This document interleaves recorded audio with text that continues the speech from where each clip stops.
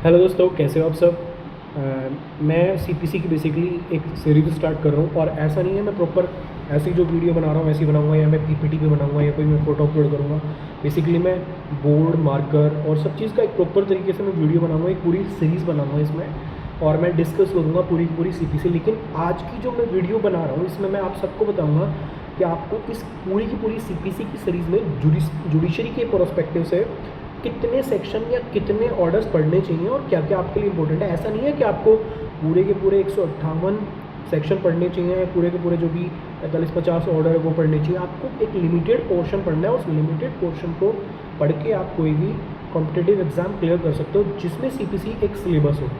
तो बेसिकली अगर हमें सीपीसी पढ़ना स्टार्ट करना है तो एक मैक्सिम होता है जिसे हम बोलते हैं यू बी जस्ट ए बी मीडियम where there is right there is remedy. तो अगर हम बात करें इस पर्टिकुलर मैगज़ीन की जो बात करता है राइट और रेमेडी की, तो ये बात करता है बेसिकली कि वर्ल्ड में जहाँ भी डेमोक्रेसी है वहाँ एक इंडिविजुअल के पास कोई ना कोई राइट एग्जिस्ट करता है। तो हमारे पास बहुत सारे राइट हैं, जैसे मेरे पास फंडामेंटल राइट है, कॉन्स्टिट्यूशनल राइट है, लीगल राइट है, या बेसिकली जिस बोलते हैं पर्सनल लॉ है उसके अकॉर्डिंग मेरे फैमिली राइट्स हैं। तो बहुत सारे राइट्स मेरे को डेमोक्रेसी में मिले हुए होते हैं क्योंकि I am a citizen of India और हमारे यहाँ पे बेसिकली डेमोक्रेसी एग्जिस्ट करती है। अब क्योंकि डेमोक्रेसी एग्जिस्ट करती है तो मुझे बहुत सारे लोग बहुत सारे राइट प्रोवाइड कराते हैं। लेकिन अगर सपोज करो मेरे पास जितने भी राइट्स हैं उनके लिए अगर कोई रेमेडी नहीं होगी, प्रॉपर रेमेडी नहीं होगी, तो ये राइट यूजलेस हो जाएंगे। तो मैगज़ीन में जो बात करता है यू बी जस्ट ए बी रेमेडियम where there is right there is remedy. तो बेसिकली वो राइट जितने भी राइट हमारे हैं, चाहे हम लीगल राइट की बात करते हैं, सिविल राइट की बात करते हैं, तो अगर वो ब्रीच हो जाएंगे तो उसके लिए मेरे पास एक प्रॉपर मैकेनिज्म है, एक प्रॉपर एक प्रोसीजर है जिसको फॉलो करने के मैं अपने वो राइट रिस्टोर कर सकता हूँ। तो जो मेरे राइट हैं जब वो ब्रीच होते हैं उस राइट को जब मैं रिस्टोर करता हूँ या रेमेडी लेता हूँ, उस रेमेडी को लेने का जो एक पर्टिकुलर प्रोसीजर है वो सारा का सारा सिविल राइट में, सिविल राइट की मैं बात करता हूँ, जो सिविल राइट जिसे हम बोलते हैं इंडिविजुअल्स राइट बेसिकली वो बोलते हैं, तो वो सारे के सारे जो राइट्स हैं वो बेसिकली वो उसको अगर ब्रीच हो जाते हैं तो उसके लिए पर्टिकुलर रेमेडी जो लिखी हुई है वो कोड ऑफ सिविल प्रोसीजर में लिखी हुई है। तो जो हम सीपीसी पढ़ते हैं, सीपीसी एक बहुत बड़ा रोल प्ले करता है हमारे प्रैक्टिस में, हमारे जुडिशियल एग्ज़ाम में। तो लेकिन मुद्दा ये आता है कि हम इस सीपीसी को पढ़ें तो क्या हमें सर पूरा सीपीसी पढ़ना चाहिए या हमें एक सेलेक्टिव पोर्शन पढ़ने के बाद भी जुडिशरी एग्ज़ाम क्लियर कर सकते हैं, हमारे प्रैक्टिस में ज़रूरी हो जाएगा।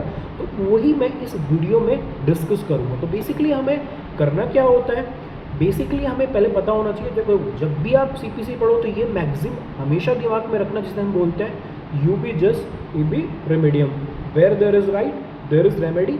And basically CPC is a procedural law and which is talking about the procedure to get remedy or to restore the right which has been breached.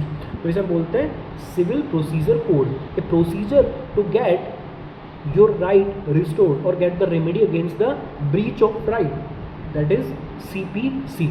अब CPC की अगर हम बात करें तो मुद्दा ये आता है, बहुत सारे बच्चे बोलते हैं कि सर हम CPC पढ़ तो रहे हैं लेकिन CPC समझ नहीं आ रहा। तो CPC पढ़ने के लिए आपको कुछ बेसिक टर्म्स याद होने चाहिए, जैसे कि पहला टर्म्स तो मैंने आपको बता दिया जिसे हम बोलते हैं यूबी रेमेडियम। दूसरा टर्म है कॉज ऑफ एक्शन। मुद्दा ये आता है सर ये कॉज ऑफ एक्शन क्या होता है। तो कॉज ऑफ एक्शन की अगर मैं बात करूँ तो जब मेरा कोई राइट है, सपोज करो मैंने बी के साथ कोई कॉन्ट्रैक्ट किया है और बी ने वो कॉन्ट्रैक्ट ब्रीच कर दिया, तो जैसे ही कॉन्ट्रैक्ट मेरा ब्रीच होता है तो मेरा राइट ब्रीच हो जाता है। तो जैसे ही मेरा राइट ब्रीच हो जाएगा मेरे पास एक एक्शन लेने के लिए राइट आ जाएगा कि मैं बी के अगेंस्ट में एक्शन ले सकूँ, जिसे बोलते हैं कॉज ऑफ एक्शन। ऐसा कौन सा रीज़न है कि मैं बी के अगेंस्ट में एक्शन ले रहा हूँ, what is the reason behind initiating any legal proceeding against B. तो इसे बोलते हैं रीज़न बिहाइंड टेकिंग एक्शन, जिसे बोलते हैं कॉज ऑफ एक्शन। सपोज करो मेरी कोई प्रॉपर्टी है उस पर बी कब्जा कर लेता है तो मेरे को अपने प्रॉपर्टी की पोजीशन वापस लेनी है, तो मैं बी के अगेंस्ट में केस कब कर सकता हूँ, जब बी ने मेरी प्रॉपर्टी पे कब्जा किया। मेरे पास rightful enjoyment of my property rights था मेरे पास कि मैं अपनी प्रॉपर्टी को एंजॉय करूँ, लेकिन वो जैसे ही बी उस प्रॉपर्टी में एंटर करता है वो राइट ब्रीच हो जाता है। जैसे ही वो राइट ब्रीच होता है मैं उसके अगेंस्ट में एक्शन ले सकता हूँ, इसे हम बोलते हैं कॉज ऑफ एक्शन। दूसरी अगर हम बात करें इसे बोलते हैं सब्जेक्ट मैटर। सब्जेक्ट मैटर क्या होता है, जैसे अगर हम कॉज ऑफ एक्शन की बात करें तो डिफरेंट राइट हमारे ब्रीच हुए हैं तो मैंने उसके अगेंस्ट में एक्शन ले लिया, जैसे हम बोलते हैं कॉज ऑफ एक्शन। लेकिन अब बात करते हैं सब्जेक्ट मैटर की। सब्जेक्ट मैटर क्या होता है, सब्जेक्ट मैटर होता है बेसिकली जो डिफाइन करता है nature of the proceeding. Nature of the proceeding के किस के अगेंस्ट में हम बेसिकली किस सूट के लिए केस कर रहे हैं। सपोज करो मेरा एक कॉन्ट्रैक्ट मैंने बी के साथ किया था, तो बी के साथ जब मैं कॉन्ट्रैक्ट करता हूँ और वो कॉन्ट्रैक्ट ब्रीच कर देता है, तो यहाँ कॉल जो सब्जेक्ट मैटर है वो कॉन्ट्रैक्ट है। ऐसे अगर बी ने मेरी प्रॉपर्टी पे कब्जा किया है तो सब्जेक्ट मैटर वो प्रॉपर्टी है। ऐसे अगर सपोज करो बी मेरे को डिफेम करता है, तो जो डिफेमेटरी उसके जो वर्ड्स हैं या उसके जो स्पीकर या रिटर्न जिसे हम बोलते हैं लाइबल या स्लैंडर, वो है, वो बेसिकली जो डिफेमेशन है, जो मेरा फेम है, वो बेसिकली सब्जेक्ट मैटर है। तो सब्जेक्ट मैटर कि किस चीज़ के रिगार्डिंग हम अपना राइट रिस्टोर कराना चाहते हैं। पहले एग्जांपल में मैं कॉन्ट्रैक्ट का स्पेसिफिक परफॉर्मेंस चाहता हूँ, दूसरे एग्जांपल में मैं पोजीशन वापस चाहता हूँ, तीसरे एग्जांपल में मैं रेमेडी चाहता हूँ जो मेरे को डिफेम कर देता है। तो सब्जेक्ट मैटर होता है किस सब्जेक्ट के रिगार्डिंग हम केस करते हैं। तीसरी चीज़ होती है matter in issue. Matter in issue क्या होता है कि अगर सपोज करो मैटर इशू में क्या है कि अगर सपोज करो मेरी प्रॉपर्टी पे बी एज ए टेनेंट रहता है और मैं बी को अपनी प्रॉपर्टी से ज़बरदस्ती बाहर कर देता हूँ और बोल देता हूँ कि बी जो है उसने अनलॉफुल तरीके से पोजीशन ली है प्रॉपर्टी, तो उस कंडीशन में जब मैं बी से प्रॉपर्टी वापस ले, तो बी मेरे से प्रॉपर्टी की पोजीशन रिस्टोर करना चाह रहा है एज ए टेनेंट, तो उसको प्रूव करना पड़ेगा टेनेंसी एग्रीमेंट या लीज एग्रीमेंट। ऐसे सपोज करो मेरे पास एक कार है जो मैंने लीज पे ली हुई है, जो मैंने बेसिकली किराए पे ली हुई है बी से, और मैंने 6 महीने के लिए किराए पे ली हुई है, लेकिन बी आता है और मेरे से वो कार वापस ले लेता है और बोलता है सर इसने तो मेरी कार ज़बरदस्ती कब्जाई थी। तो मैं प्रूव करूँगा वो एग्रीमेंट जिसके बेस पे मैंने वो कार ली थी। तो मैटर इन इशू क्या होता है, जो किसी पार्टी के राइट प्रूव करता है। जैसे पहले केस में जब बी मेरी प्रॉपर्टी के पोजीशन में था, उसके पास टेनेंसी राइट थे, तो वो टेनेंसी राइट कैसे प्रूव करेगा, टेनेंसी एग्रीमेंट के बेस पे। यहीं अगर मैं अपने आप को राइटफुल ऑनर बता रहा हूँ और बोल रहा हूँ बी तो अनलॉफुल ट्रेसपासर है, ट्रेसपास किया हुआ है उसने बेसिकली, तो उस कंडीशन में मैं अपने राइट कैसे प्रूव करूँगा, जो मेरी टाइटल डीड है उसके बेस पे। तो जिस डॉक्यूमेंट के बेस पे हम अपने राइट प्रूव करते हैं उसे बोलते हैं मैटर इन इशू। तो अभी तक हमने 3 चीज़ें पढ़ी, cause of action basically breach of right, और एक्शन लेने का जो राइट हमारे पास आता है उसे हम बोलते हैं कॉल ऑफ एक्शन, के reason behind initiation of any legal proceeding. Subject matter अलग अलग हो सकते हैं, प्रॉपर्टी सब्जेक्ट मैटर हो सकता है, कॉन्ट्रैक्ट सब्जेक्ट मैटर हो सकता है, या टॉर्ट सब्जेक्ट मैटर हो सकता है, अलग अलग। तीसरी चीज़ है matter in issue. Matter in issue मतलब जिससे प्लेंटिफ अपने राइट प्रूव करेगा और दूसरे के राइट डिस्प्रूव करेगा। ऐसे डिफेंडेंट अपने राइट प्रूव करेगा, मेरे राइट डिस्प्रूव करेगा। तो जो डॉक्यूमेंट है जिसके बेस पे मेरे को पर्टिकुलर राइट प्रूव करना है वो मैटर इशू हो जाता है। अब बात करते हैं टाइटल की, जैसे बोलते हैं कैपेसिटी। तो कैपेसिटी की अगर हम बात करें तो जैसे सपोज करो मैं बी के अगेंस्ट में केस करता हूँ और इंडिविजुअल कैपेसिटी में केस कर रहा हूँ, तो उस कंडीशन में I am a plaintiff with B is the defendant. लेकिन अगर सपोज करो I am a manager of एक सर्टेन पर्टिकुलर कंपनी, तो मैं उसको बी के अगेंस्ट में जो केस कर रहा हूँ मैं बेसिकली किस कैपेसिटी में कर रहा हूँ, एज ए मैनेजर, मैं इंडिविजुअल कैपेसिटी में नहीं कर रहा हूँ। इसे बोलते हैं टाइटल।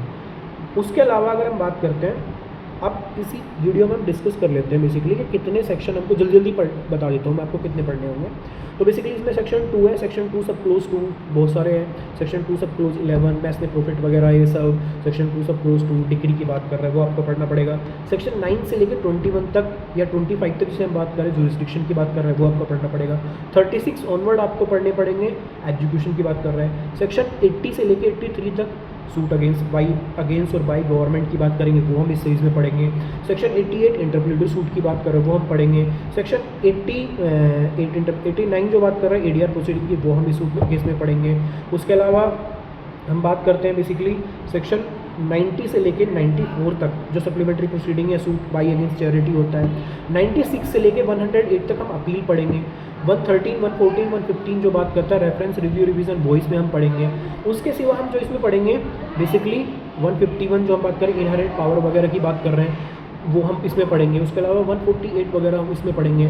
फिर नेक्स्ट हम चले जाएंगे ऑर्डर्स पे। तो ऑर्डर 1 जो बात करता है वो जॉइंटर ऑफ प्लेंटिफ और डिफेंडेंट की बात करता है। ऑर्डर 2 रिलीफ की बात करता है। ऑर्डर 5 में हम चले जाएंगे तो बात करता है संबंध की। ऑर्डर 6, 7, 8 6 बात करता है प्लीडिंग की, 7 बात करता है बेसिकली प्लेंट की, और डब्ल्यूएस की बात करता है 8, तो ये हम इसमें पढ़ेंगे। और डब्ल्यूएस में हम सेट ऑफ काउंटर क्लेम वगैरह सब पढ़ेंगे। सेक्शन 9 जो एक्स पार्टी डिग्री की बात करता है बेसिकली जो suit by appearance non appearance of the parties की बात करता है वो हम पढ़ेंगे। उसके अलावा ऑर्डर 21 जो एग्जीक्यूशन प्रोसीडिंग की बात करता है वो हम इसमें पढ़ेंगे। ऑर्डर 22 जो बात करता है कि इम्प्लीमेंट मतलब जो पार्टी किसी पार्टी की डेथ हो जाती है प्लेंटिफ या डिफेंडेंट की, उसके प्लेस पे जब दूसरी पार्टी आ जाती है, ऑर्डर 22 जिसको हम पढ़ेंगे। ऑर्डर 23 जो कंप्रोमाइज़ डिग्री की बेसिकली बात करता है वो हम पढ़ेंगे इसमें। उसके सिवा हम बात करें ऑर्डर 35 हम पढ़ेंगे, 35A इंटरप्लेटर सूट हम पढ़ेंगे, और 41 पढ़ेंगे, 33 जो इंडिजेंट सूट की बात करता है, ऑर्डर 41 जो रिसीवर्स की बात करता है, सॉरी ऑर्डर